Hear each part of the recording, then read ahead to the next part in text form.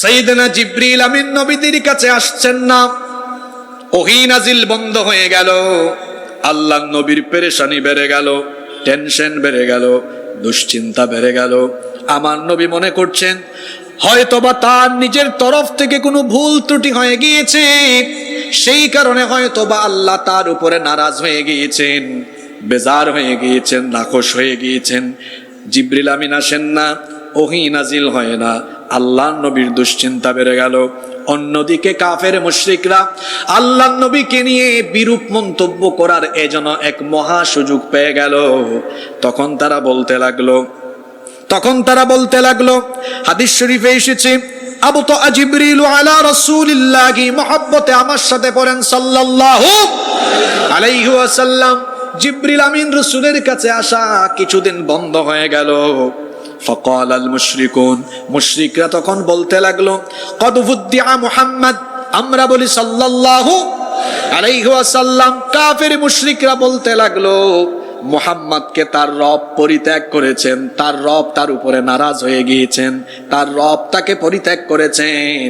আবার বুখারী এবং মুসলিম শরীফে হাদিস এসেছে, ইশতাকা রাসূলুল্লাহ সাল্লাল্লাহু আলাইহি ওয়াসাল্লাম ফালাম ইয়াকুম লাইলাতাইনি আও সালাসা। আল্লাহর নবী অসুস্থতার কারণে 2 রাত বা 3 রাত রাতের বেলা তাহাজ্জুদ আদায় করতে পারলেন না।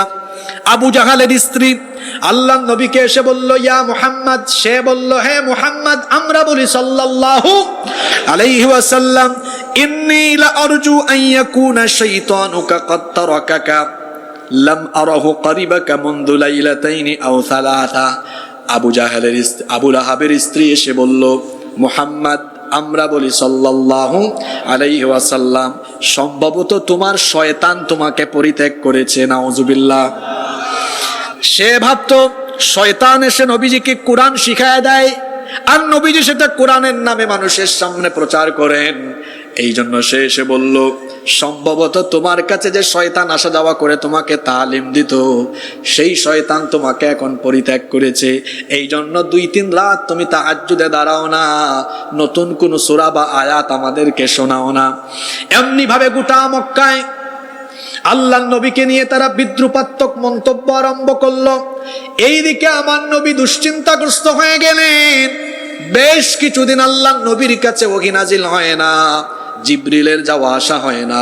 আল্লাহর নবী ভাবছেন সম্ভবত আল্লাহ আমার উপর নারাজ হয়ে গিয়েছেন, নাখোশ হয়ে গিয়েছেন, বেজার হয়ে গিয়েছেন। অন্যদিকে কাফেররা আল্লাহর নবীকে নিয়ে ঠাট্টা উপহাস যখন আরম্ভ করলো, আল্লাহ তাআলা তার নবীকে সান্ত্বনা দিয়ে এবং কাফের মুশরিকদের ঠাট্টা উপহাসের জবাব দিয়ে এই সূরা নাজিল করলেন। আল্লাহ তাআলা সূরা নাজিল করে জানিয়ে দিলেন, পড়েন আমার সাথে, والضحى والليل إذا سجى ما ودعك ربك وما قلى। সুবহানাল্লাহ। والضحى, শপথ পূর্বাহ্নে, শপথ দিনের যখন তা আলো ঝলমল হয়। ওয়াল্লাইলি ইযা সাজা, শপথ রাতের যখন তা অন্ধকারাচ্ছন্ন হয়ে যায়। আকা রব্বুকা ওয়া মা ক্বালা, হে নবী, আপনার রব আপনার উপরে নারাজ হননি, নাখোশ হননি, আপনাকে ছেড়েও যাননি। আল্লাহু আকবার।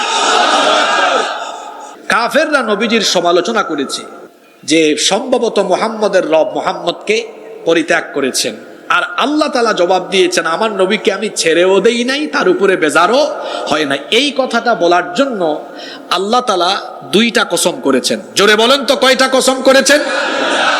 কি কি? ওয়াদ-দুহা, দুহার কসম, ওয়াল-লাইলি ইযা সাজা, রাতের কসম, দিনের কসম, রাতের কসম। আল্লাহ এখানে দিন রাতের কসম কি কারণে করলেন? ওয়াদ-দুহা ওয়াল-লাইলি ইযা সাজা, কসম দিনের, কসম রাতের। দিন রাতের কসম করে আল্লাহ বলছেন, আমি আপনার উপর বেজার হইনি, আপনাকে ছেড়েও দেইনি। এই কথা বলার জন্য দিন আর রাতের কসম আল্লাহ এই জন্য করেছেন, দিনের পরে যেমন সারাদিনের কাজকর্মের জন্য, বিশ্রামের জন্য রাত দরকার, ঠিক তেমনি ওহী যদি এক নাগারে নবীজির উপর নাজিল হয়, নবীজির স্নায়ু দুর্বল হতে পারে, কষ্ট হতে পারে। আল্লাহর নবীকে মানসিকভাবে, শারীরিকভাবে এনার্জেটিক রাখার জন্য, ফিট রাখার জন্য ওহী নাজিলের পরে কিছু সময় ওহী বন্ধ রাখা দরকার। এজন্য আল্লাহ দিন রাতের কসম করে কাফিরদেরকে বুঝিয়ে দিয়েছেন, আমি আমার নবীকে মানসিক আর শারীরিক প্রশান্তি দেওয়ার জন্য ওহী বন্ধ করেছি, তোমাদের ঠাট্টা উপহাসের জন্য আর আমার নবীকে শায়েস্তা করার জন্য নয়, বরং রহমতের জন্য আমি ওহী নাজিল বন্ধ রেখেছি। সুবহানাল্লাহ। তাহলে বোঝা গেল ওহী যখন নাজিল হয়, ওহী নাজিল হওয়ার সময় নবীজির কষ্ট হতো না? ওহী নাজিলের সময় আল্লাহর নবীর কেমন কষ্ট হতো শুনেন।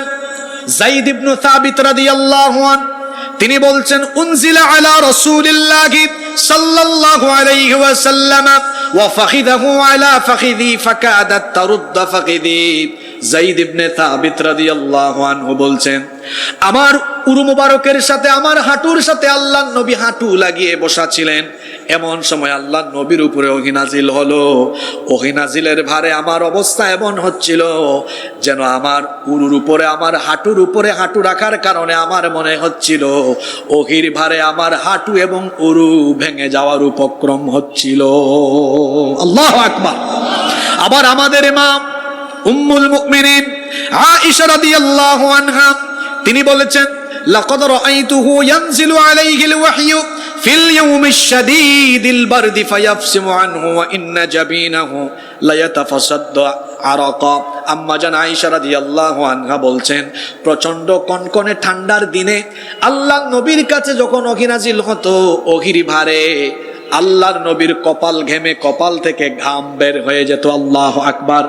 তিনি আরো বলেছেন, কানা ইযা উহিয়া ইলাইহি ওয়া হুয়া আলা নাকাতিহি ওয়াদাআত জিরানিহা ফামা তাসতাতিউ আন তাহাররাকা হাত্তা ইউসাররা আন।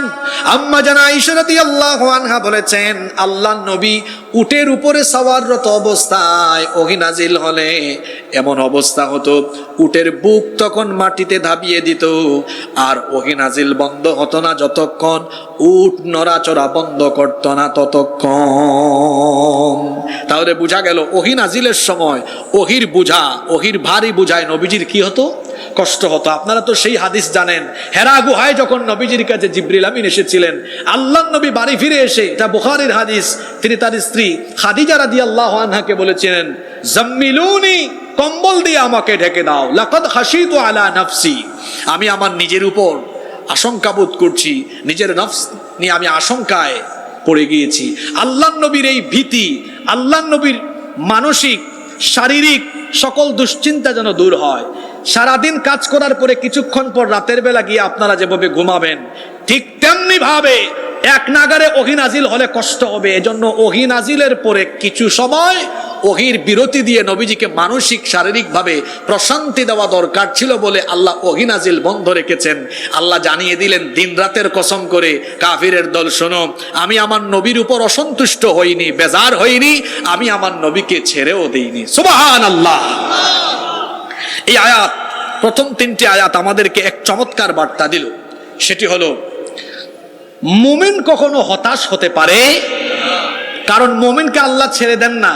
আল্লাহর ওয়াদা হলো, আমি মুমিনদের সাথে আছি। যত বিপদ হোক, মুসিবত হোক, যত কঠিন মুহূর্ত হোক না কেন, আল্লাহ মুমিনের সাথে থাকেন।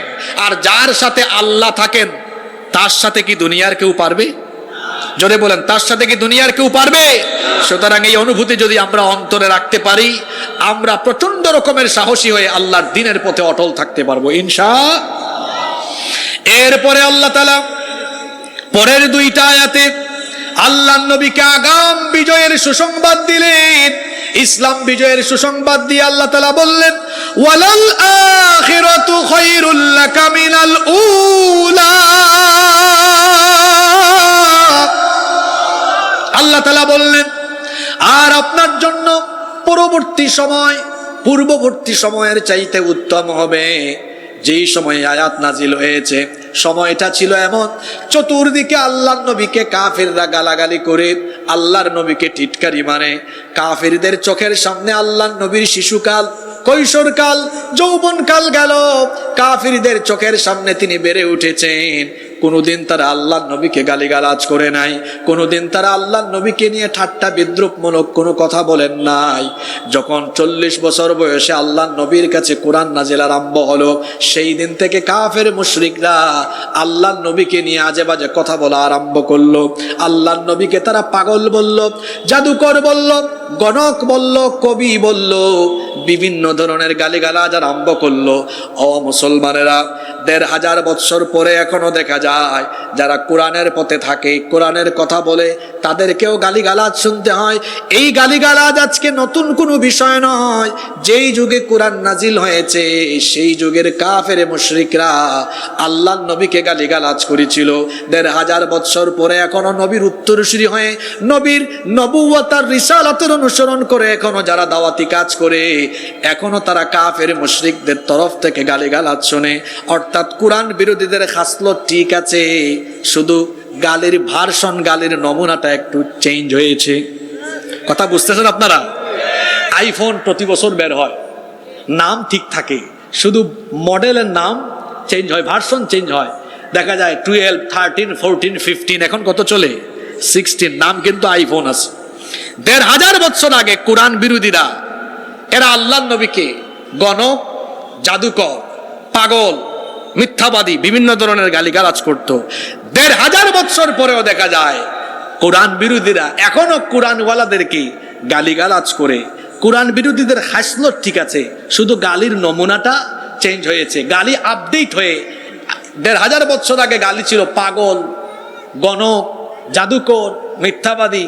আর 1500 বছর পরের আপডেট ভার্সনের গালি হলো মৌলবাদী, জঙ্গিবাদী আর স্বাধীনতা বিরোধী। 1500 বছর আগেও গালিগালাজ করে যেভাবে ইসলামের অগ্রযাত্রাকে থামানো যায় নাই, বর্তমান সময়েও কোরআনওয়ালাদেরকে মৌলবাদী, জঙ্গিবাদী, স্বাধীনতা বিরোধী আর রাজাকার বলে কোরআনের অগ্রযাত্রাকে থামানো যাবে না। তোমাদের চোখের সামনে ইসলাম এই দেশে বিজয়ী হয়ে যাবে।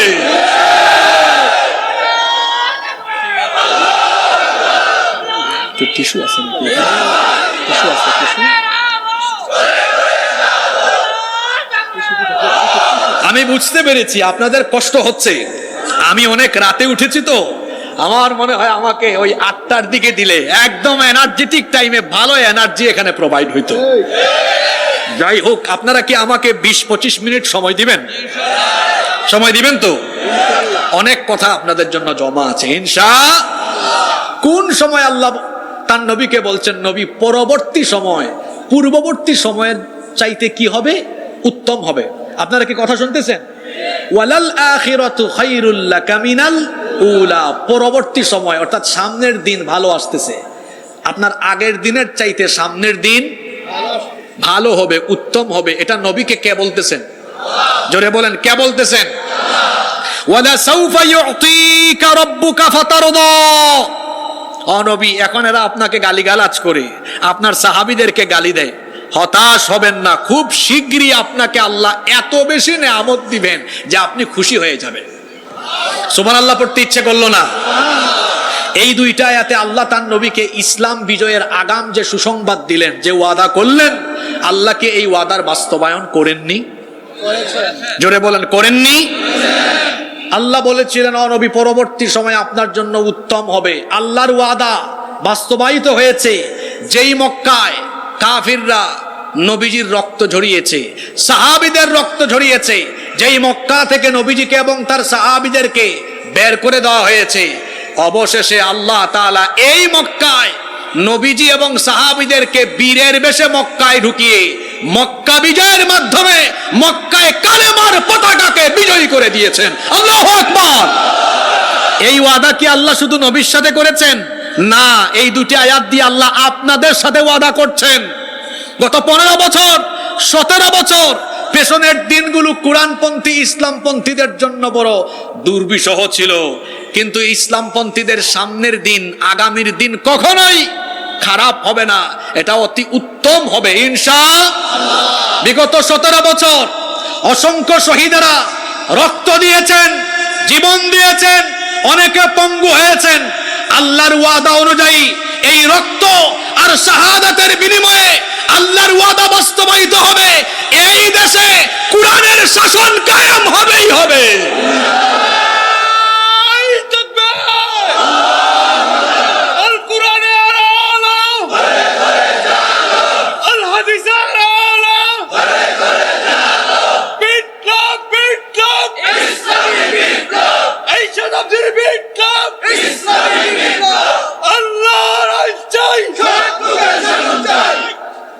সম্মানিত ভাইয়েরা, এই সূরার আয়াত নাজিল হচ্ছে তখন যখন কাফিররা নবীজিকে পাগল বলে, মিথ্যাবাদী বলে, গণক বলে, কবি বলে। ওই সময় আল্লাহ বলছেন ওয়ালাল আখিরাতু খায়রুল লাকা মিনাল উলা ওয়ালা সাওফা ইউতিকা রাব্বুকা ফাতারদা। আপনার জন্য পরবর্তী সময় পূর্ববর্তী সময়ের চাইতে উত্তম হবে। শীঘ্রই আল্লাহ আপনাকে এত বেশি দিবেন, আপনি খুশি হয়ে যাবেন। আল্লাহ তার বন্ধুর সাথে যে ওয়াদা করলেন সেই ওয়াদার বাস্তবায়ন ঘটালেন। দেখা গেল সত্যি সত্যি যারা মক্কায় ছিল সংখ্যায় কম, যারা মক্কায় ছিল নির্যাতিত, যারা মক্কায় ছিলেন মজলুম, সেই মজলুমদেরকে আল্লাহ কয়েক বছর পরে কাফিরদের উপরে, কাফির মুশরিক এই পরাশক্তির উপরে বিজয় দিয়ে আল্লাহ তাআলা মক্কা আর মদিনা দুই ভূখণ্ডকে ইসলামের জন্য আবাদ করে দিলেন। শুধু কি মক্কা মদিনায় না, মক্কা মদিনার ইসলাম রোম পারস্য পর্যন্ত ছড়িয়ে গেল। সুবহানাল্লাহ পড়েন। এটা যেন বাংলাদেশের মুসলমানদের সাথেও আল্লাহর ওয়াদা। মুসলমানরা হতাশ হবে না। গত 15 বছর আমরা যেখানেই কথা বলার সুযোগ পেয়েছি আমরা বলেছি অন্ধকার রাতের পরে যেভাবে আলো আসে ঠিক তেমনি ভাবে সীমাহীন এই জুলুম নির্যাতনের পরে এই মজলুমদের নাজাত হবে। হয় নাই? হয়েছে। যেভাবে সীমাহীন জুলুমের পরে মজলুমরা নাজাত পেয়েছে ঠিক তেমনি ভাবে কোরআনে কারিমে আল্লাহর ওয়াদা অনুযায়ী এই মজলুমরা এই জনপদের উত্তরাধিকারী আল্লাহর তরফ থেকে পাবে ইনশাআল্লাহ। এই জমিনে যে মজলুমদের রক্ত ঝরেছে এই রক্ত কথা বলবে ইনশাআল্লাহ। 15 বছর সীমাহীন জুলুম নির্যাতনের মাধ্যমে এদেশে ইসলামী আন্দোলন আর কোরআন প্রিয় মানুষকে জিম্মি করে রাখার সব ধরনের ব্যবস্থা করা হয়েছিল। আর পার্শ্ববর্তী দেশ ভারতকে খুশি করার জন্য তারা তাদের ইচ্ছা মতো খুশি মতো যা মন চায় তাই করেছে। ভারতকে খুশি করার জন্য আল্লামা দেলোয়ার হোসেন সাঈদী রহমাতুল্লাহ আলাইহিকে জেলখানায় চিকিৎসার নামে বিষ প্রয়োগ করে হত্যা করা হয়েছে। ভারতকে খুশি করার জন্য ইসলামী আন্দোলনের শীর্ষ নেতৃবৃন্দকে মানবতা বিরোধী যুদ্ধাপরাধী মিথ্যা নাটক মঞ্চস্থ করে অন্যায়ভাবে ফাঁসি দিয়ে হত্যা করা হয়েছে। এই বাংলাদেশে আপনার বাপের বিচার যদি 50 বছর পরে হয়, আল্লামা সাঈদী এবং ইসলামী আন্দোলনের শীর্ষ নেতৃবৃন্দকে অন্যায়ভাবে হত্যার বিচার এই দেশের মানুষ করেই ছাড়বে। সম্মানিত ভাইয়েরা, স্লোগান নয়, আমাকে কথা বলতে দেন। আমি সূরাটা শেষ করি, তারপর আপনাদেরকে নিয়ে মোনাজাত করি। আমাকে কথা বলতে দেন। এমনি আজকে উঠছি এমন টাইমে যখন আপনাদের ঘুম ভাব। এই সূরার আলোচনার দরকার ছিল এনার্জেটিক টাইমে। আপনারা কষ্ট করে বসে আছেন, আপনাদের প্রতি শুকরিয়া। আমরা কয়েক মিনিট থাকতে পারবো তো ইনশাআল্লাহ। আল্লাহ তার নবীকে বললেন, ও নবী, আমি আপনাকে ছেড়ে দেইনি, আপনার উপরে নারাজ হইনি, বরং আমি আপনাকে বিজয়ের সুসংবাদ শোনাচ্ছি। পরবর্তী সময় আপনার জন্য পূর্ববর্তী সময়ের চাইতে উত্তম হবে। অচিরেই আল্লাহ আপনাকে এত নেয়ামত দিবেন যে আপনি খুশি হয়ে যাবেন। মুফাসসিরিনে কেরাম এই আয়াতের তাফসীর করেছেন দুই ভাবে। কিছু মুফাসসির বলেছেন এখানে দুনিয়াবী বিজয়ের কথা বলা হয়েছে, আর কোন মুফাসসির বলেছেন এখানে ওয়ালাল আখিরাতু খায়রুল লাকা মিনাল উলা। এর অর্থ হলো আপনার জন্য দুনিয়ার চাইতে আখিরাত উত্তম হবে। দুনিয়াতে আপনার যে সম্মান, আপনার যে মর্যাদা, এর চাইতে আরো বেশি সম্মান আর মর্যাদা আখিরাতে আপনাকে দেওয়া হবে। সুবহানাল্লাহ। এই ওয়াদার বাস্তবায়ন হবে, কারণ আখিরাতে কিয়ামতে আল্লাহর নবীকে আল্লাহ এত মর্যাদা দিবেন, আল্লাহ নবী সুপারিশ করবেন না যতক্ষণ, হাসরের ময়দানে আল্লাহ তাআলা বিচার আরম্ভ করবেন না ততক্ষণ। আল্লাহু আকবার। আমার নবীর এত মর্যাদা, সর্বপ্রথম হাউস আল্লাহর নবীকে দেওয়া হবে, তিনি কাউসার বিরাতে থাকবেন। শুধু তাই নয়, আল্লাহর নবীর এত মর্যাদা, আমার নবী বলেছেন আতি বাবাল জান্নাতি ইয়াউমাল কিয়ামা, কিয়ামতের দিন আমি জান্নাতের দরজার কাছে যাব, যাওয়ার পরে আমি জান্নাতের দারওয়ান ফেরেশতাকে বলবো ফাস্তাফতিহ, জান্নাতের দরজা খুলে দাও। দারওয়ান ফেরেশতা বলবে মান আন্ত, আপনি কে? আমি তখন বলবো আনা মুহাম্মদ। আমরা বলি সাল্লাল্লাহু আলাইহি ওয়াসাল্লাম। নবীজি বলছেন আমি পরিচয় দেওয়ার পরে জান্নাতের দারওয়ান ফেরেশতা বলবে বিকা উমিরতু, আপনার জন্য আদিষ্ট হয়ে আমি দাঁড়িয়ে আছি, কারণ আল্লাহ আমাকে হুকুম করেছেন আপনি জান্নাতের দরজার কাছে এসে জান্নাতের দুয়ার খুলবেন না যতক্ষণ জান্নাত উদ্বোধন হবে না ততক্ষণ। তাহলে আল্লাহ তাআলা তার ওয়াদা অনুযায়ী আখিরাতেও তার নবীর জন্য সম্মান মর্যাদা রেখেছেন কি রাখেন নাই? আমার নবীর সম্মান মর্যাদা দুনিয়ায় যেমন সবার থেকে বেশি, আখিরাতেও সবার থেকে বেশি। এজন্য আল্লাহ বললেন ওয়ালা সাউফা ইউতিকা রাব্বুকা ফাতারদা, অচিরেই শীঘ্রই আপনার রব আপনাকে এত বেশি দিবেন যে আপনি খুশি হয়ে যাবেন।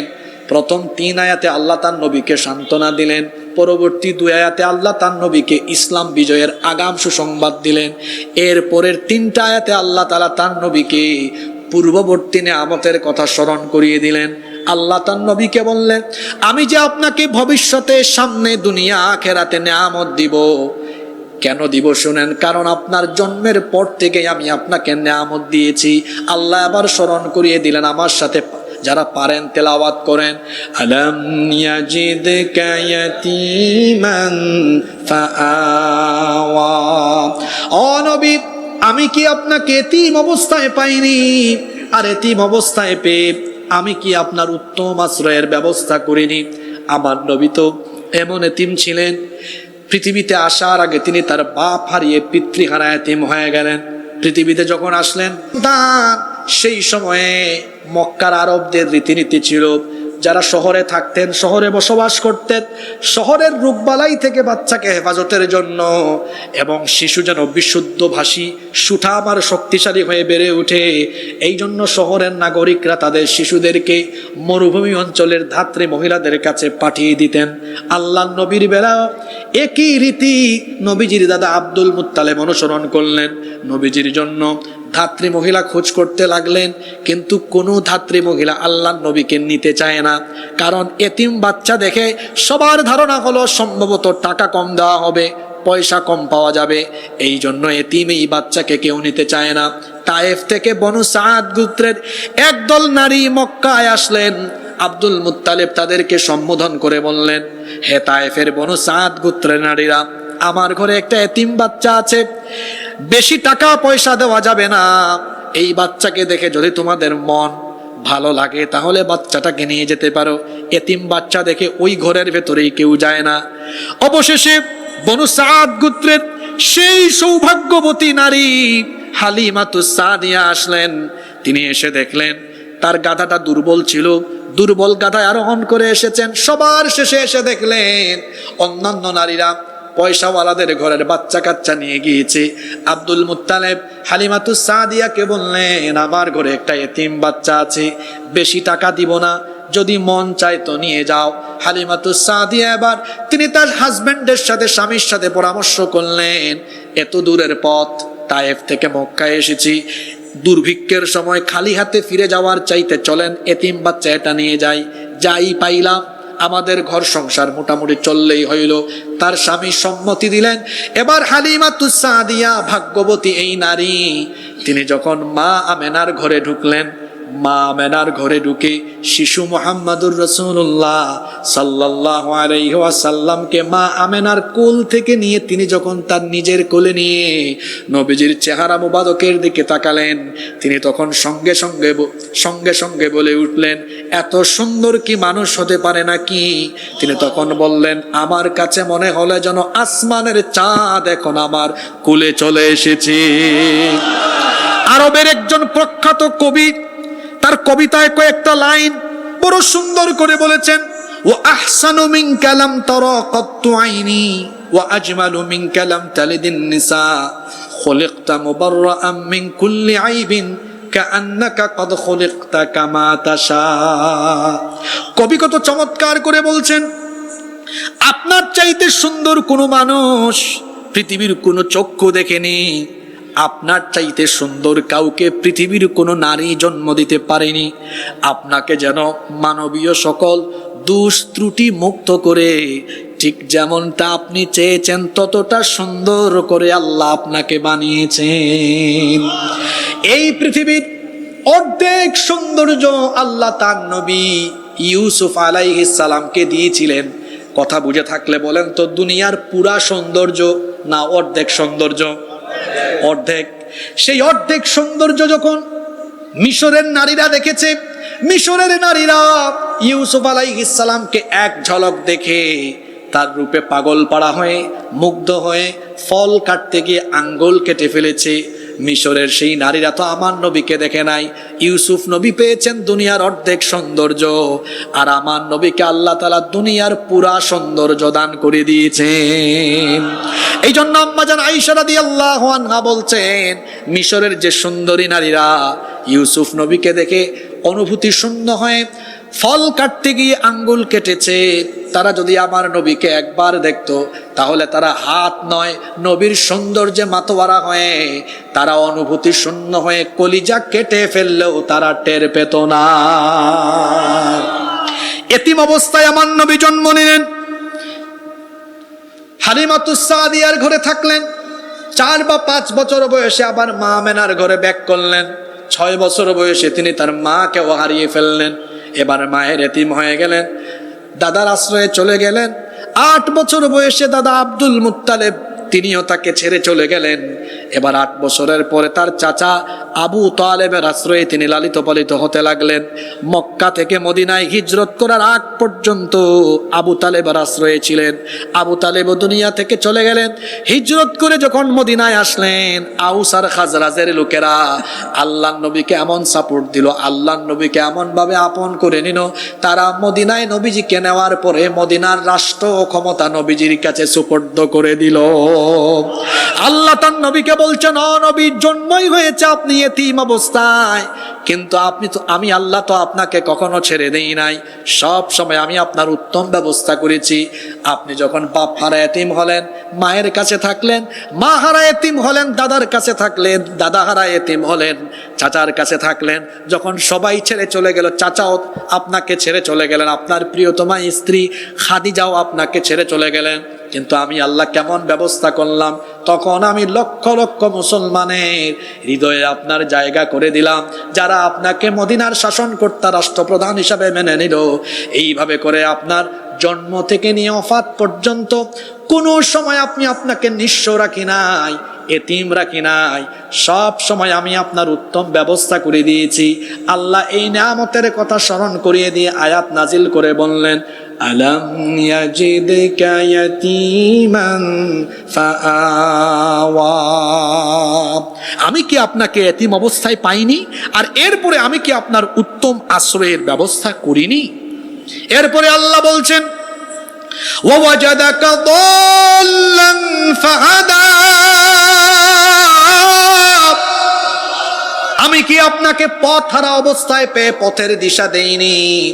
এখানে দাল্লান শব্দের অর্থ পথভ্রষ্ট বা গুমরা নয়, বরং দাল্লান শব্দের অর্থ হলো পথ হারা, যিনি সঠিক পথ জানেন না। মনে করেন আপনি এই চান্দলা থেকে আপনি সিলেট যাবেন, কিন্তু আপনি রাস্তা চিনেন না। যে ব্যক্তি রাস্তা চিনে না তাকে বলা হয় পথহারা পথিক।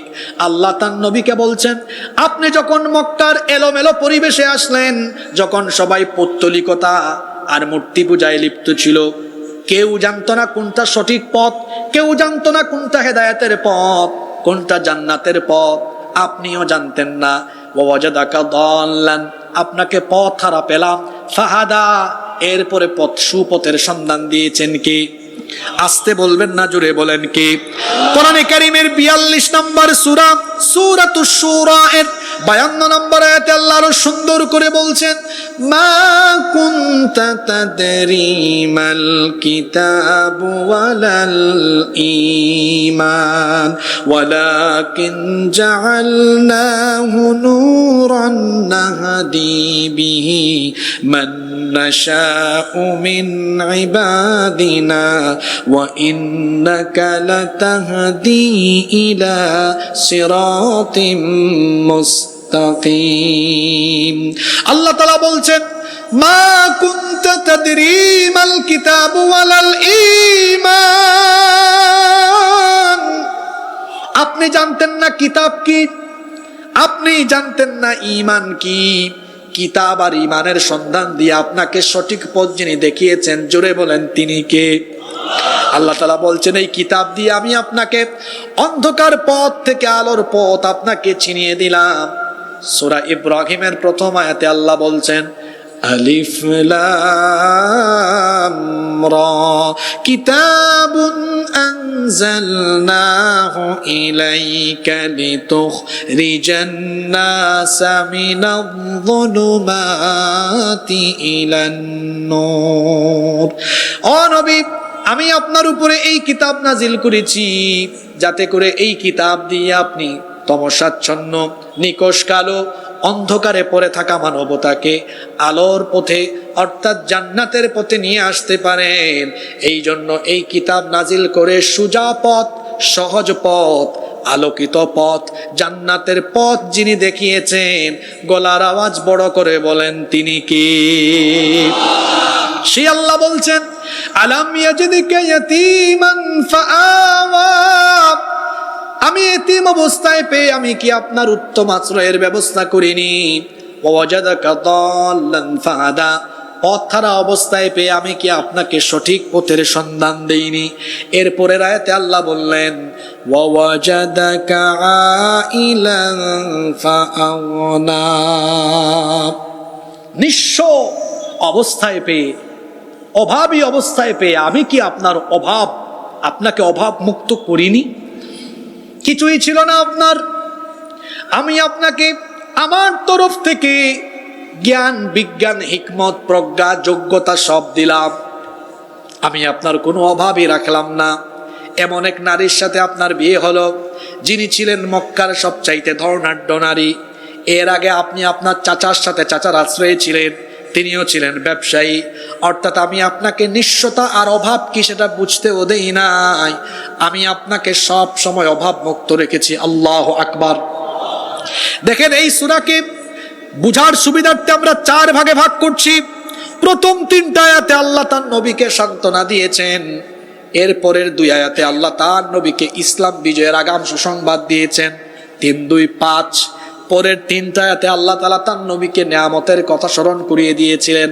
এতিম ছিলেন, আশ্রয় দিয়েছি, পথহারা ছিলেন, পথের সন্ধান দিয়েছি, অভাবে ছিলেন, অভাব মুক্ত করেছি। 8 আয়াত গেল, বাকি আছে আর কত আয়াত? কষ্ট হচ্ছে নাকি আপনাদের? কথায় আছে, শেষ ভালো যার সব ভালো।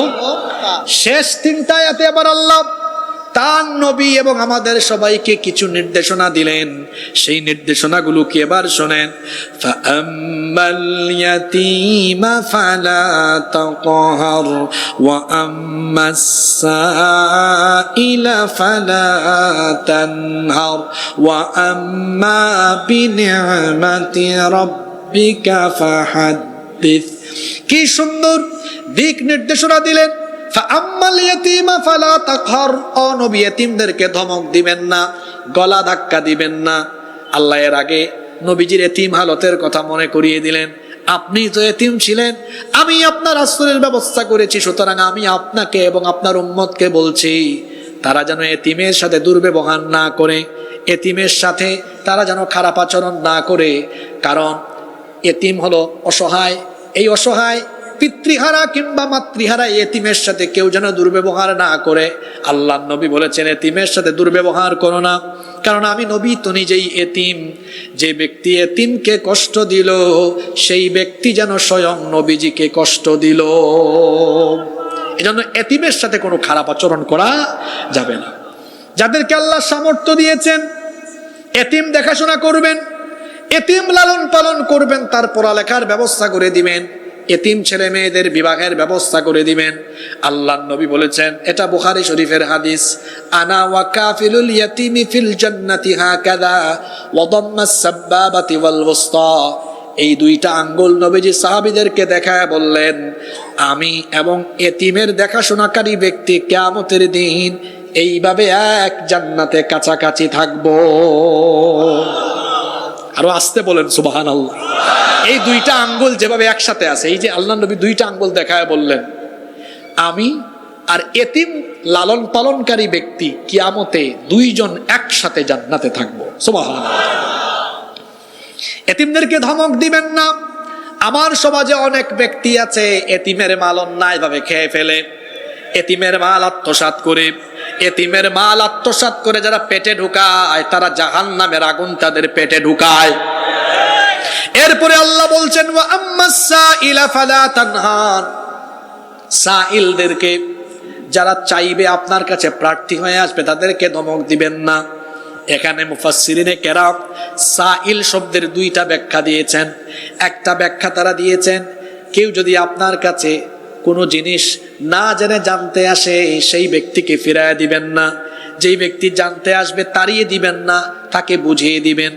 আবার এই সাইল শব্দের আরেকটা ব্যাখ্যায় মুফাসসিরগণ বলেছেন, অভাবী অসহায় মানুষ যখন আসবে তাকে ফিরাইয়া দেওয়া যাবে না, সামর্থ্য অনুযায়ী তার পাশে দাঁড়াতে হবে।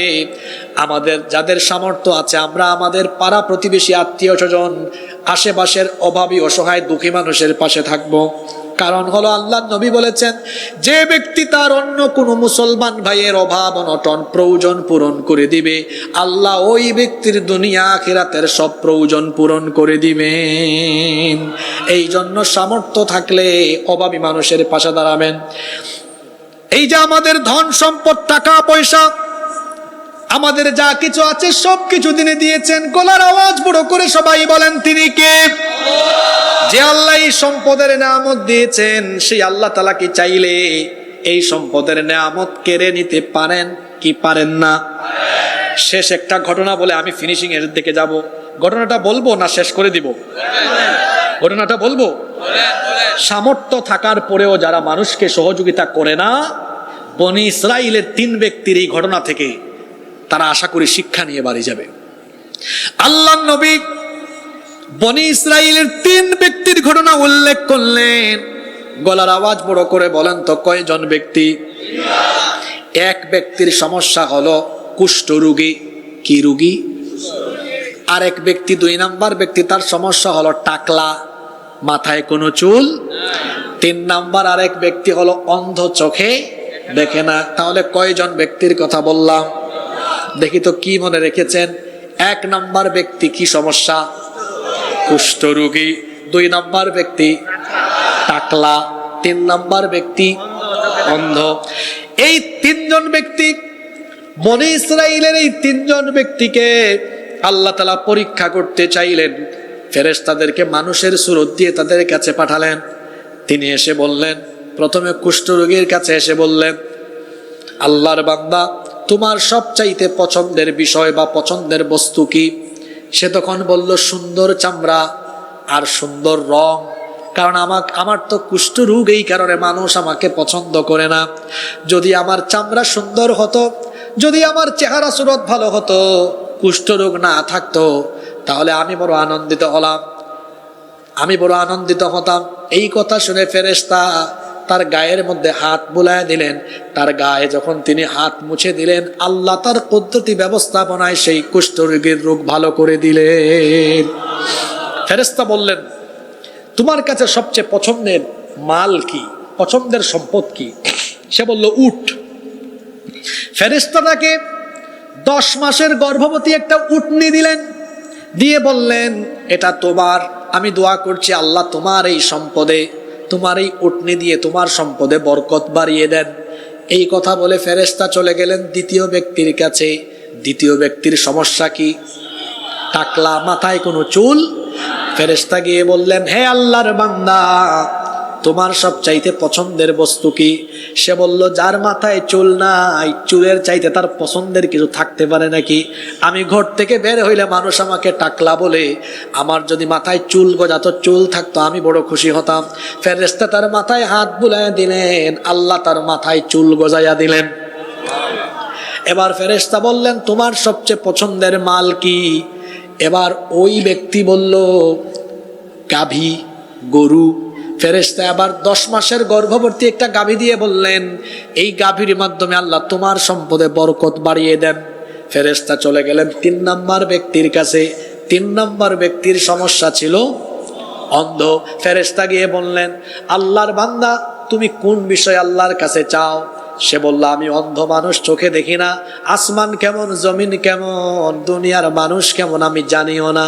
যদি চোখে দেখতাম তাহলে আমার মন প্রশান্ত হয়ে যেত, আমার মনটা আনন্দে ভরে যেত। ফেরেশতা আবার অন্ধ ব্যক্তির চোখের উপরে হাত বুলায় দিলেন, আল্লাহ তার চক্ষু ভালো করে দিলেন। সুবহানাল্লাহ পড়বেন না? ফেরেশতা বললেন, তোমার সবচেয়ে পছন্দের মাল কি? এবার ওই ব্যক্তি বলল, ছাগল। ফেরেশতা একটা ছাগি তাকে দিয়ে বললেন, গর্ভবতী ছাগে দিয়ে বললেন, এই ছাগির মাধ্যমে আল্লাহ তোমার সম্পদে আরো বরকত বাড়িয়ে দেন। তাহলে এই 3 ব্যক্তির 3টা সমস্যা দূর করে দিয়েছেন কে? জোরে বলেন। তার উটনির মাধ্যমে বিরাট উটের পাল হয়ে গেল। দ্বিতীয় ব্যক্তির গাভী থেকে বিরাট গরুর পাল হয়ে গেল।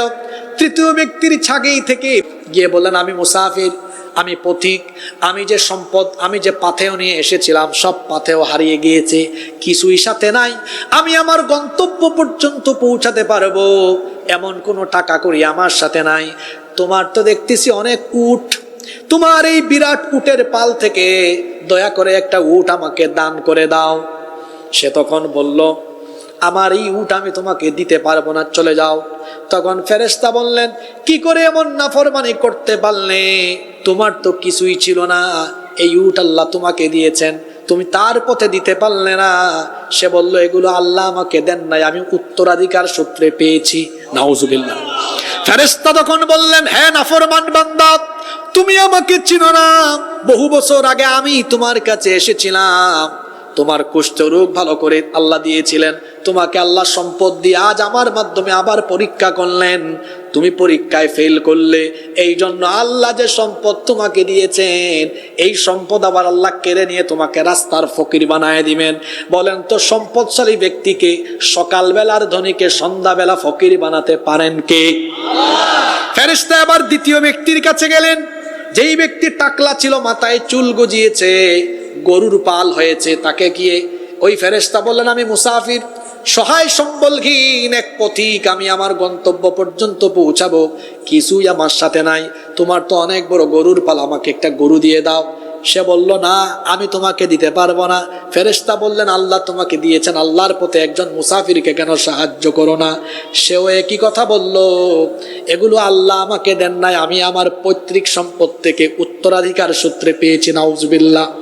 ফেরেশতা বললেন, মিথ্যাবাদী নাফরমান বান্দা, তুমি তোমার অতীত কেমনে ভুলে গেলে? তোমার তো কিছুই ছিল না, টাকলা ছিলে, আল্লাহ চুল দিলেন, সম্পদও দিলেন, আজকে আল্লাহর দেওয়া সম্পদ আল্লাহর পথে দিতে পারো না। তোমাকে পরীক্ষা করা হয়েছে, তুমিও পরীক্ষায় ব্যর্থ, তোমার সম্পদ আল্লাহ আবার কেড়ে নেবেন। এবার ফেরেশতা চলে গেলেন 3 নাম্বার ব্যক্তির কাছে, যেই ব্যক্তির সমস্যা ছিল অন্ধ। আল্লাহ তার চোখের আলো দিয়েছেন। এরপরে আল্লাহ তাকে আল্লাহ তাআলা ছাগি দিয়েছেন, আর এই ছাগির মাধ্যমে বিরাট ছাগলের পাল হয়েছে। ফেরেশতা গিয়ে বললেন, হে আল্লাহর বান্দা, আমি মুসাফির, আমার সম্বল পাথেও সব হারিয়ে গিয়েছে, আমাকে একটু সাহায্য করেন, বিশাল ছাগলের পাল আছে আপনার, যে কোনো একটা ছাগল আমাকে দিয়ে দেন। ওই ব্যক্তি তখন বললেন, আসলে আমার এক সময় কিছুই ছিল না, আমি অন্ধ ছিলাম, আল্লাহ আমার চোখের আলো দিয়েছেন, সম্পদও ছিল না, আল্লাহ আমাকে সম্পদ দিয়েছেন, এই সম্পদের আসল মালিক আমি নয়, সম্পদের মালিক আল্লাহ। সুতরাং তুমিও মুসাফির, আল্লাহর ওয়াস্তে চেয়েছো, একটা কেন, ছাগলের পাল দেখো, দেখার পরে যতটাই ইচ্ছা চয়ে যায়, আল্লাহর দেওয়া সম্পদ থেকে তুমি আল্লাহর ওয়াস্তে এখান থেকে নিয়ে যাও। ফেরেশতা বললেন আপনার একটা ছাগলের আমার দরকার নাই, আল্লাহ পরীক্ষা করেছেন, পরীক্ষায় আপনি পাস, আল্লাহ আপনার সম্পদে আরো বরকত দান করেন। সুবহানাল্লাহ। কি বুঝলেন এই হাদিস থেকে? আল্লাহর পথে যারা খরচ করে এদের সম্পদ কমে না, সম্পদ আরো বাড়িয়ে দেন কে? আচ্ছা বলেন তো, সম্পদ কমানো আর বাড়ানোর মালিক আপনি না আল্লাহ? আপনার ফ্যাক্টরি, ইন্ডাস্ট্রি, ব্যবসা বাণিজ্যের বরকত হবে কি হবে না, এটা আপনার উপর ডিপেন্ড করে না আল্লাহর উপর ডিপেন্ড করে? এই জন্য আল্লাহর দেওয়া সম্পদ থেকে অভাবী অসহায় মানুষকে দান করতে হবে, দিয়ে দিতে হবে। মনে রাখতে হবে আপনার সম্পদে তাদের হক আছে। এজন্য আল্লাহ বলেছেন ওয়াফি আমওয়ালিহিম হাক্কুল লিসাইলি ওয়াল মাহরুম, তাদের সম্পদে অভাবী অসহায়দের হক আছে, এরা আসলে ফিরায় দেওয়া যাবে না। এজন্য আল্লাহ বলেছেন ফাআম্মাল ইয়াতীমা ফালা তাকহার ওয়া আম্মাস সাইলা ফালা তানহার ওয়া আম্মা বিনি'মাতি রাব্বিকা ফাহাদ্দিস। খবরদার এতিমদেরকে ধমক দিও না, দুর্ব্যবহার করো না, অভাবী প্রার্থী ভিক্ষুক যারা আসে তাদেরকে তাড়িয়ে দিও না। ওয়া আম্মা বিনি'মাতি রাব্বিকা ফাহাদ্দিস, আর আল্লাহ যে নিয়ামত দিয়েছেন নিয়ামতের গুণগান করতে থাকেন। এই 11টা আয়াতে মোট 4টা বিষয়ের আলোচনা হয়েছে। জোরে বলেন কয়টা? দেখি তো 4টা বিষয় মনে রাখতে পারেন কিনা। আমি আবার বলি, এই সূরা বুঝার সুবিধার্থে সূরাকে 4 ভাগে ভাগ করলাম। প্রথম 3 আয়াতে আল্লাহ কসম করে তার নবীকে সান্ত্বনা দিয়েছেন, আমি আপনার উপর বেজান না, আমি আপনাকে ছেড়েও দেইনি। এই আয়াত কি শুধু নবীর জন্য না আমাদের জন্য? পরোক্ষভাবে আমাদেরকেও বলা হচ্ছে মোমেনদের উপর আমি বেজান না, তোমাদেরকে ছেড়ে দিব না। তোমরা যদি মোমেন হও, বালা মুসিবত বিপদ আপদ যাই আসার আসুক, অস্ত্র শস্ত্র কোনো কিছু দিয়ে তোমাদেরকে কেউ পরাজিত করতে পারবে না, কারণ আমি আল্লাহ যার সাথে আছি তাদেরকে কেউ মোকাবেলা করতে পারবে। ভয় পাবেন না। এখন ভারত আমাদেরকে হুমকি দেয় না? হ্যাঁ, বলে জনসংখ্যা হলো এদের 20 কোটি, আমাদের 130 কোটি, পাগলের দল। পৃথিবীতে মুসলমানরা কখনো সংখ্যা দিয়ে বিজয়ী হয়ে নাই, কোয়ান্টিটি দিয়ে নয়। মুসলমানরা বিজয়ী হয়েছে ইমানের কোয়ালিটি দিয়ে। আমাকে কি 3 মিনিট সময় দিবেন? তাইলে আমি এই আয়াতটা শোনাই শেষ করবো ইনশাআল্লাহ। মুসলমানরা সংখ্যা দিয়ে বিজয়ী হয়ে নাই, মুসলমানরা বিজয়ী হয়েছে কোয়ালিটি দিয়ে, কোয়ান্টিটি দিয়ে নয়। জোরে বলেন তো কি দিয়ে? যেমন বদরের যুদ্ধের কথা বলি, আল্লাহ বলছেন ওয়ালাকাদ নাসারাকুমুল্লাহু বিবাদরিন ওয়া আনতুম আযিল্লাহ ফাত্তাকুল্লাহা লাআল্লাকুম তাশকুরুন। আল্লাহ বলছেন আর অবশ্যই আল্লাহ তোমাদেরকে বদরে সাহায্য করেছেন যখন তোমরা ছিলে সংখ্যায় কম। সংখ্যায় কম হওয়া সত্ত্বেও ফেরেশতাদের মাধ্যমে সাহায্য করে বিজয় দিয়েছেন কে? জোরে বলেন কে? মুসলমানরা যদি ঈমান নিয়ে দাঁড়ায়, ঈমানি অস্ত্রের সামনে কেউ দুনিয়ার মিসাইল বা পারমাণবিক অস্ত্র নিয়েও ঈমানি অস্ত্রকে মোকাবেলা করতে পারবে। ঈমানের ব্যাটারি যাদের দুর্বল হয়ে গিয়েছে, এই আয়াত দিয়ে ঈমানের ব্যাটারি ফুল করে আজকে বাড়ি যান। সূরার সিরিয়াল নাম্বার 8, সূরার নাম আনফাল, আয়াত নাম্বার 65। শুনেন আল্লাহ কি বলছেন। ইয়া আইয়ুহান নাবিয়্যু হাররিদিল মুমিনিনা আলাল কিতাল ইয়াকুম মিনকুম 20 সাবিরুনা ইয়াগলিবু মিআতাইন।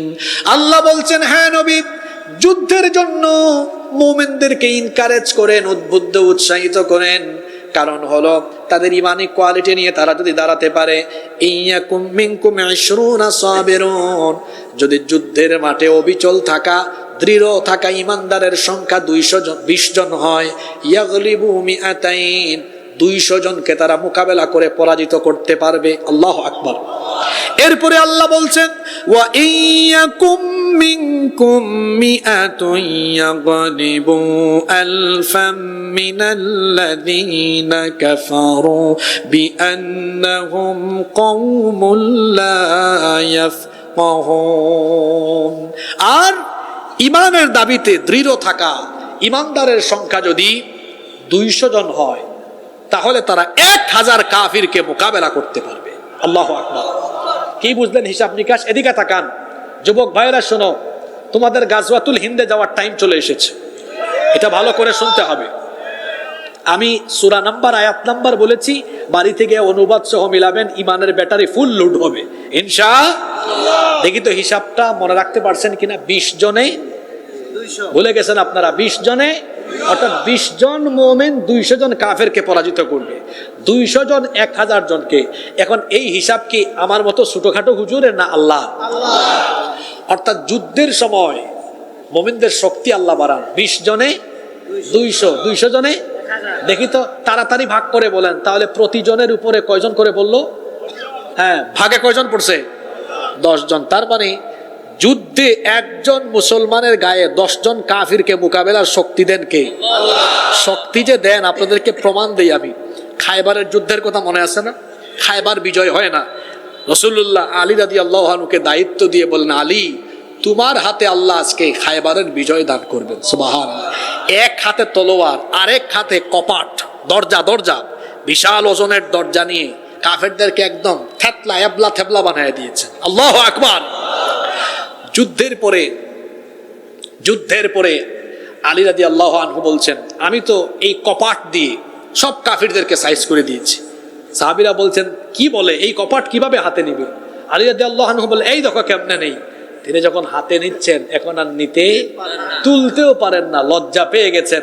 রাসূল দেখে বললেন, আলী, লজ্জা পেও না, খায়বারে কাফিরদেরকে সাইজ করার জন্য ওই সময় আল্লাহ নিজে তোমার গায়ে এত শক্তি ঢেলে দিয়েছেন। আল্লাহু আকবার। তো ৩৬ জুলাইয়ের আন্দোলনে আমাদের ছাত্র যুবক জনতার হাতে কি গুলি ছিল, বুলেট ছিল? জোরে বলেন। এরা বলে, স্যার একটারে মারি 4টা দাঁড়ায় যায়। এদের কাছে হয়তো অস্ত্র শস্ত্র ছিল না, কিন্তু আল্লাহর তরফ থেকে আসা বুক ভরা সাহস আর ইমানি ত্যাগ ছিল বলে গুলি দিয়েও তাদেরকে মোকাবেলা করা যায় না। এবার এই আয়াত শুনেন, আল্লাহ বলছেন যুদ্ধক্ষেত্রে মুমিন যদি হয় 20 জন, কয়জন কাফেরকে পরাজিত করবে? 200 হলে 1000, তাইলে আনুপাতিক হইল একজনে কয়জন? 10 জন। এই যে গাধার দল চিল্লাচিল্লি করে, ময়ূখ রঞ্জন এক সাংবাদিক নামের সাংঘাতিক আছে রিপাবলিক বাংলা চ্যানেলে, ও এমন ভাবে লাফায়, ব্যাং যেমন লাফায়।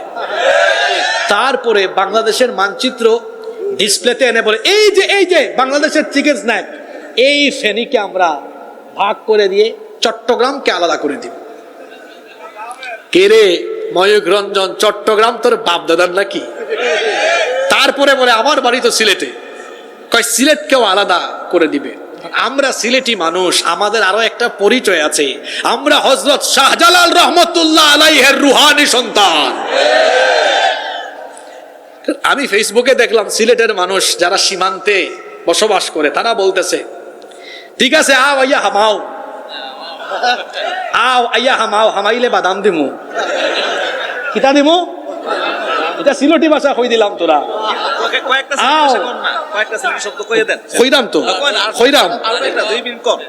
সিলেটিরা বলছেন আও মানে আসো, আইয়া হামাও মানে ঢুকো, বাদে বাদাম দিমু। বাদাম মানে আবার খাওয়ার বাদাম না, মানে বাদে সাইজ করবো।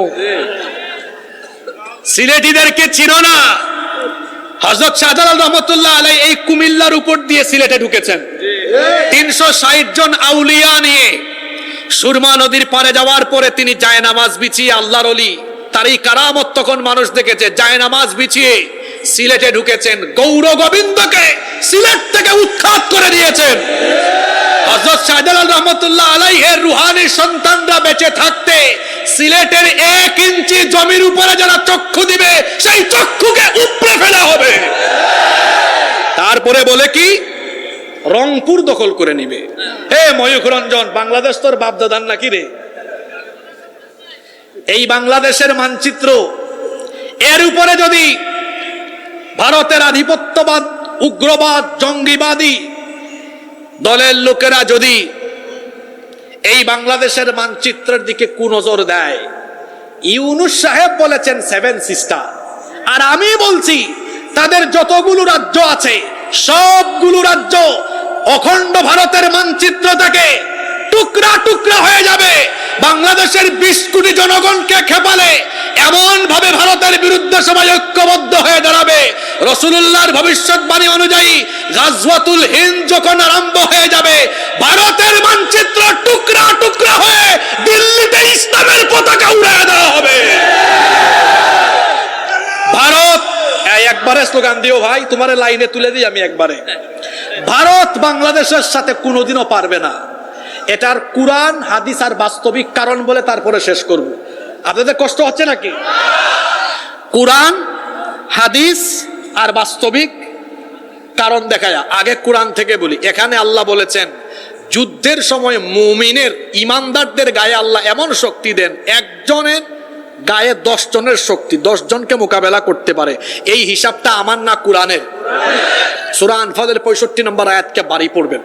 এখন বলেন তো, বাংলাদেশে 20 কোটি মানুষ, 14 কোটি মুসলমান, এরা সংখ্যায় 14 কোটি, কিন্তু কোয়ালিটিতে 14 গুণ 10 140, মানে আমাদের সংখ্যা 14 কোটি কিন্তু কোয়ালিটিতে আমরা কত, মানে 140 কোটির শক্তির সমান। আল্লাহু আকবার। আর ওরা বলে 130 কোটি, এর মধ্যে 30 কোটি আমাদের ভাই, বাকি আছে হেরা 100 কোটি। তো ওই 30, এই 30 গুণ 10 300 কোটি, আর এইদিকে 14 কোটি গুণ 10 140 কোটি, মোট হলো 440 কোটি। এই ভারতের উগ্রবাদী হিন্দুরা যদি আমার দিকের মানচিত্রের দিকে কোন জোর দিয়ে এগিয়ে আসে, শিলপাটা পাটাপুতাইল বুঝেন তো, ওই দিকে আমাদের 30 কোটি, এই দিকে 14 কোটি। 30 আর 14 মাঝখানে যখন উগ্রবাদীরা ঢুকবে, শিলপাটার মাঝখানে ঢুকলে যা হয়, উগ্রবাদীদের অবস্থা তাই হবে, একদম এবলা থাবলা হয়ে যাবে। আমি কোরআন থেকে বললাম এরা পারবে না, এবার হাদিস থেকে বলি এরা পারবে না। এই হাদিসটা নাসাই শরীফে, এই হাদিসটা এসেছে তিরমিজি শরীফে। হাদিসের রাবি বর্ণনাকারী হচ্ছেন সাউবান রাদিয়াল্লাহু আনহু। তিনি বলছেন আল্লাহর রাসূল বলেছেন, ইসাবাতানি মিন উম্মতি আহরাজাহুমাল্লাহু মিনান নার, আমার উম্মতের 2টা দলকে আল্লাহ তাআলা জাহান্নাম থেকে মুক্তি দিয়েছেন। সুবহানাল্লাহ। অর্থাৎ এই 2 দল, এরা জান্নাতি, হিসাব হবে না, বিচার হবে না, বিনা বিচারে বিনা হিসাবে আল্লাহ এই নবীর উম্মতের 2 দলকে জান্নাত দিবেন। কয়টা দল? জোরে জোরে কয়টা দল? আচ্ছা, কোন 2 দল এবার শুনেন। 1 নম্বরে নবীজি বলেছেন ইসাবাতুন তাগজুল হিন্দ, যারা হিন্দুস্তানের বিরুদ্ধে যুদ্ধে অংশ নিবে। ভালো করে হাদিসটা শুনেন, যুদ্ধে শহীদ হওয়া নয়, হিন্দুস্তানের বিরুদ্ধে যারা যুদ্ধে অংশ নিবে, হিন্দুস্তানের বিরুদ্ধে যুদ্ধে অংশ নেওয়া প্রত্যেকটি মুসলমানকে আল্লাহ জাহান্নাম থেকে মুক্তি দিবেন। এই হাদিস থেকে 2টা জিনিস আমরা জানতে পারছি। 1 নম্বর হলো, নবীজি 1500 বছর আগে বলেছেন হিন্দুস্তানের বিরুদ্ধে অংশ নেওয়া মুসলমান জাহান্নাম থেকে মুক্তি পাবে। 1 হলো ক্ষমার সুসংবাদ, 2 হলো এই হাদিস বার্তা দিচ্ছে, তার মানে বোঝা যাচ্ছে হিন্দুস্তানের সাথে মুসলমানদের একটি যুদ্ধ হবে, যেটাকে বলা হয় গাজওয়াতুল হিন্দ। তাহলে এই যুদ্ধ যদি অনিবার্য হয়, আসলে মুসলমানরা যুদ্ধপ্রিয় নয়, মুসলমানরা শান্তিপ্রিয়। আমাদের ইতিহাস হলো আমরা কাউকে আক্রমণ করি না, তবে আক্রান্ত হলে আমরা কাউকে ছাড়ও দিতে জানি না। কাউকে আমরা আক্রমণ করি না, আমরা ডিফেন্সিভ, কিন্তু আক্রান্ত হলে আমরা কাউকে ছেড়ে দেই না। সিংহ, একটা সিংহ যখন ঘুমিয়ে থাকে, ঘুমিয়ে থাকলে অন্যান্যরা নিরাপদই আছে। আর আপনি যদি সিংহের কানের কাছে এসে হুদাই খুচাখুচি করেন, সিংহ যদি জেগে উঠে তাহলে কিন্তু খবর আছে। মুসলমান হলো সিংহের জাতি। এই বাংলাদেশের মুসলমান তারা শান্তিপ্রিয়, তারা শান্তিতে আছে, শান্তিপ্রিয় হয়ে আছে, সংঘাত চায় না। হুদাই যদি আপনি কানের কাছে এসে কিংবা মানচিত্রের কাছে এসে ঘেঁষাঘেঁষি করেন, যদি শান্তিপ্রিয় এই মানুষকে অশান্ত করে তোলেন, ভারতের মানচিত্র টুকরা টুকরা হয়ে যাবে। রাসূল বলেছেন এই উম্মতের 2 দলকে জাহান্নাম থেকে মাফ করে দেওয়া হবে। 1, যারা হিন্দুস্তানের বিরুদ্ধে যুদ্ধে অংশ নেবে। আরেক দল আছে না? আরেক দল কারা? ওয়া ইসাবাতুন তাকুনু মা ঈসা ইবনে মারইয়াম আলাইহিস সালাম, আরেক দল হলো যারা ঈসা আলাইহিস সালামের অনুসারী হয়ে ঈসা আলাইহিস সালামের সৈন্য বা সাথী হবে, আমরা জানি একজন নবীর এখনো ইন্তেকাল হয় নাই, মৃত্যু হয় নাই, সেই নবীর নাম হলো জোরে বলেন। তবে খ্রিস্টানদের আকীদা হলো ঈসা আলাইহিস সালামকে তারা শুলে চড়িয়ে হত্যা করেছে। আসল কথা হলো কোরআন আমাদেরকে বলছে তারা যাকে শুলে চড়িয়ে হত্যা করেছে তিনি ঈসা ছিলেন না, তিনি ছিলেন মিস্টার মিসা। কারণ যে সৈন্যরা ঈসা আলাইহিস সালামকে ধরার জন্য ঘরে ঢুকেছিল, ওই সময় আল্লাহ ঈসা আলাইহিস সালামকে ঘর থেকে আসমানে উঠাইয়া হেফাজত করেছেন, সুবহানাল্লাহ। কারণ দুইটা কারণ, এক নাম্বার কারণ আল্লাহ তার নবীকে হেফাজত করবেন ওয়াদা ছিল, আরেকটা কারণ হলো তিনি দোয়া করেছিলেন আল্লাহ আখেরি নবীর উম্মত না বানায়া আমাকে মরণ দিও না।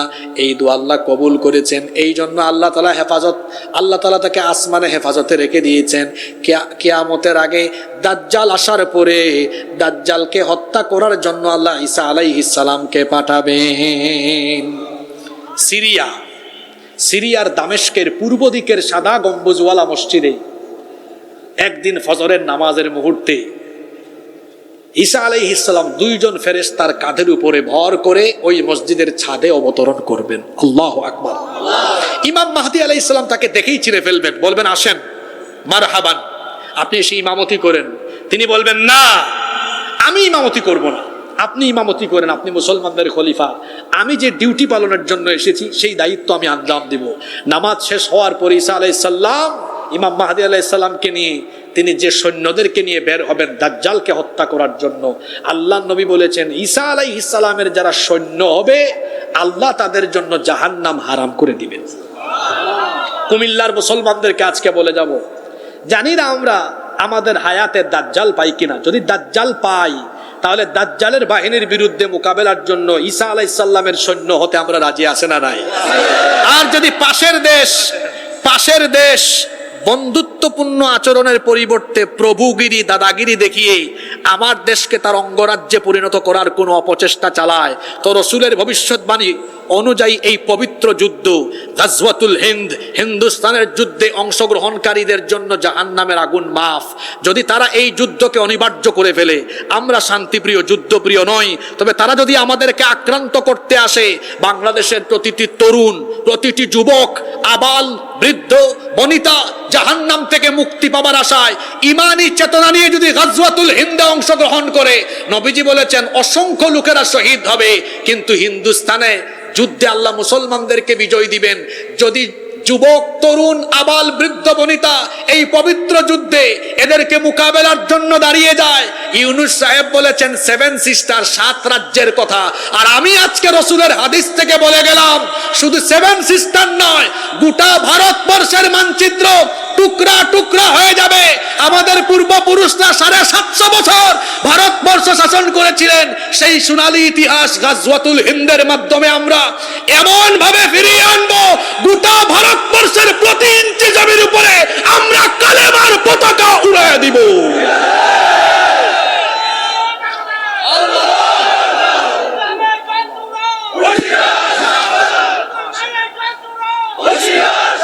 দাঁড়ানোর কথা ছিল যুবক, দাঁড়িয়েছে আমার চাচা, তার মানে বোঝা গিয়েছে যুবক হয়েছে বুড়া, বুড়া হয়ে গেছে যুবক। কেরে যুবক ভাইয়েরা, আমি তো কথা বলতে চাই নাই আজকে, তারপরেও বলে ফেলি, তোমরা যে বুড়া হয়ে গেছো তোমাদের চেহারা দেখলে বোঝা যায়। তোমরা রাত 3টা 4টা পর্যন্ত মোবাইলে তাহাজ্জুদ পড়ো, তোমাদের যৌবন এখন খাটের চিপায় চাপায় আর পাহাড়ের চিপায় চাপায় যায়।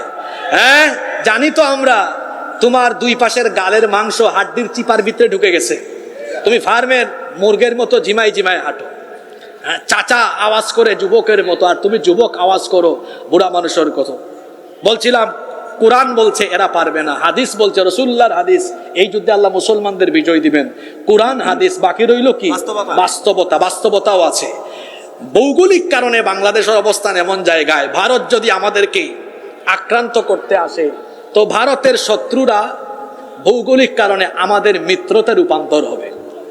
যেমন সবার আগে চীন, সবার আগে পাশের আরো কিছু দেশ আছে না, এগুলার কথা বললে আবার অনেকে আরো বেশি ভয় পায়।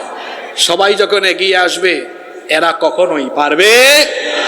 সুতরাং আমার দেশের স্বাধীনতা সার্বভৌমত্ব কখনো হুমকির মুখে পড়বে না, আপনারা ভয় পাবেন না ইনশাআল্লাহ।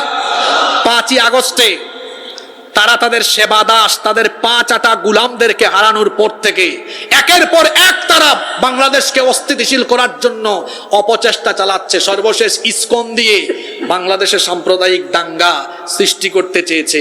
আমরা বাংলাদেশকে সাম্প্রদায়িক দাঙ্গার সম্মুখীন হতে দিব না ইনশাআল্লাহ। এই দেশে হিন্দু, মুসলমান, বৌদ্ধ, খ্রিস্টান সবাই আমরা মিলেমিশে বসবাস করছি, করব।